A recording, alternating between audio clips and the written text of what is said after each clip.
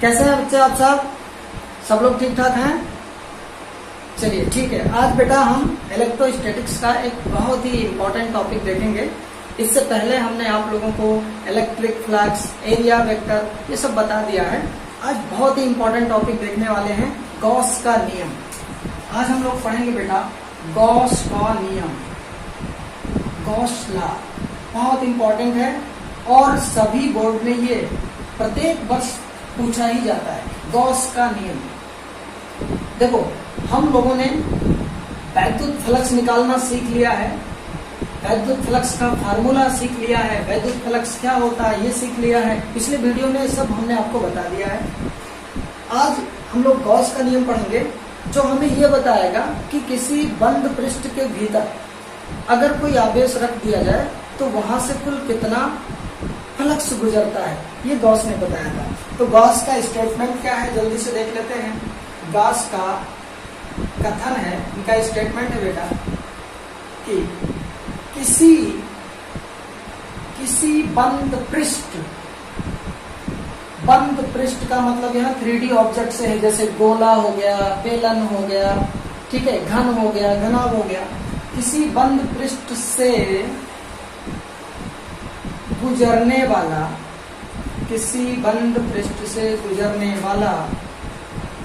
संपूर्ण फ्लक्स उसके भीतर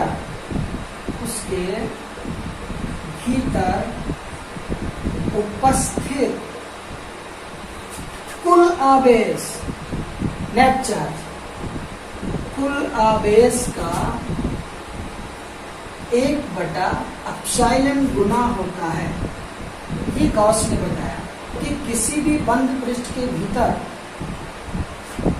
अगर कोई हम आवेश रख दें तो उससे गुजरने वाला कुल फ्लक्स जो होगा वो कुल आवेश का 1/ε0 गुना होगा। अर्थात फ्लक्स को किससे लिखते हैं बेटा?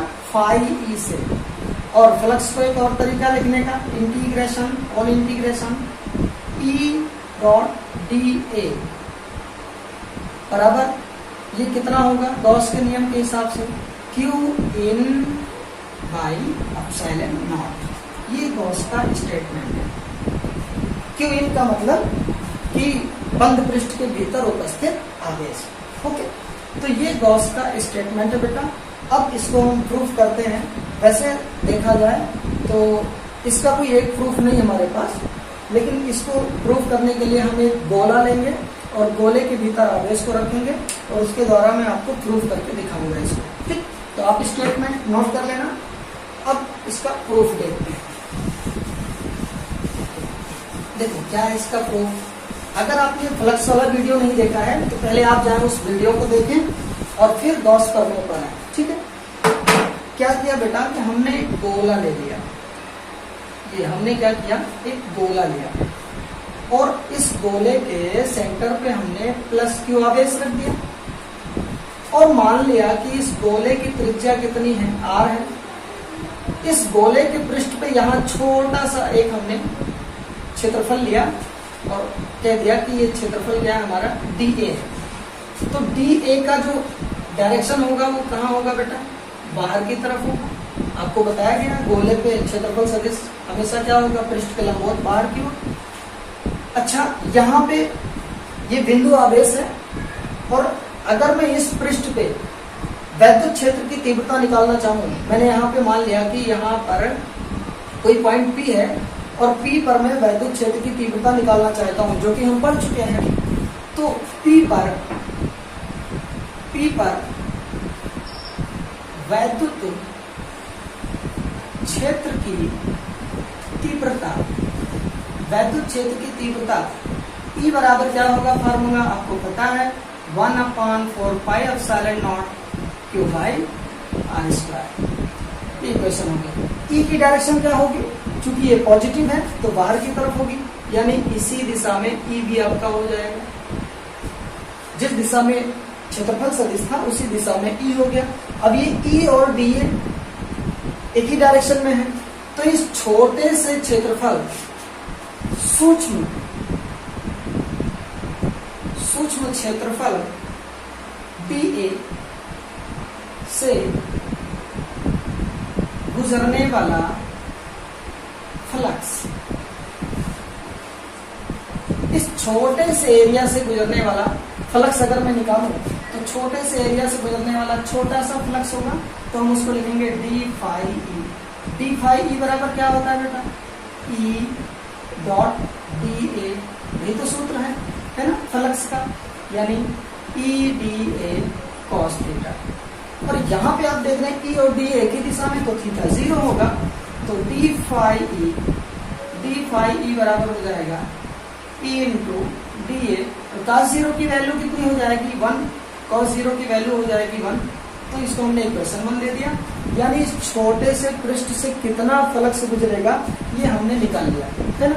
अब जरा सोचिए, अगर मैं यहाँ पे छोटा सा पृष्ठ लेता उतना ही क्षेत्रफल DA, तो यहाँ पर भी DA की दिशा कहाँ होती बेटा, बाहर की तरफ।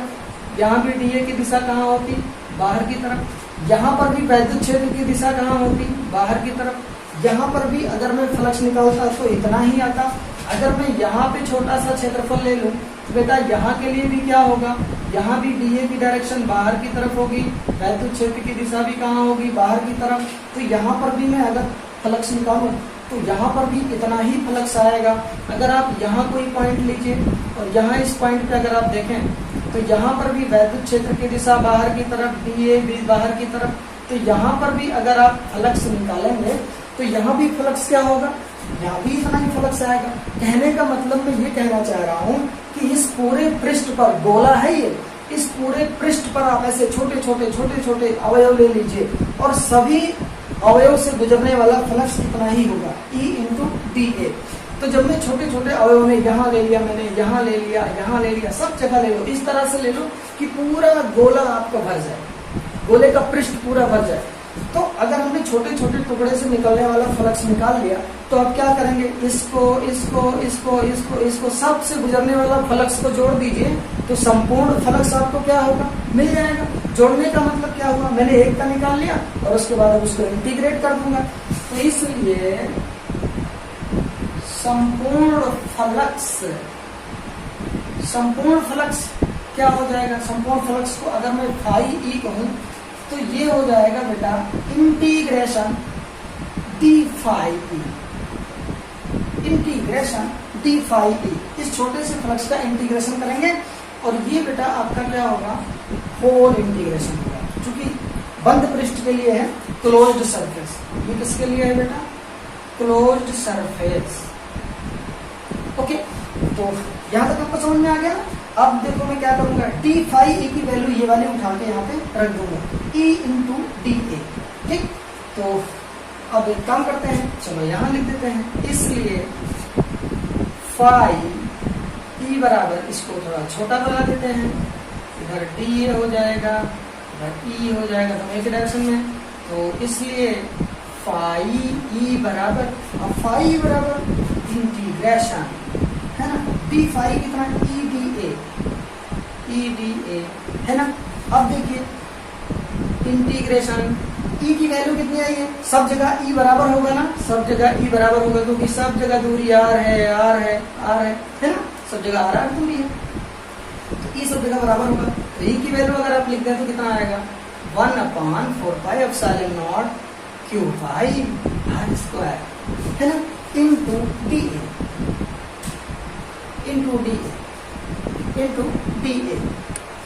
ठीक है, अब यहाँ देखिए 1/4πε0 तो बाहर आ जाएगा बेटा, और Q/R स्क्वायर भी बाहर आ जाएगा।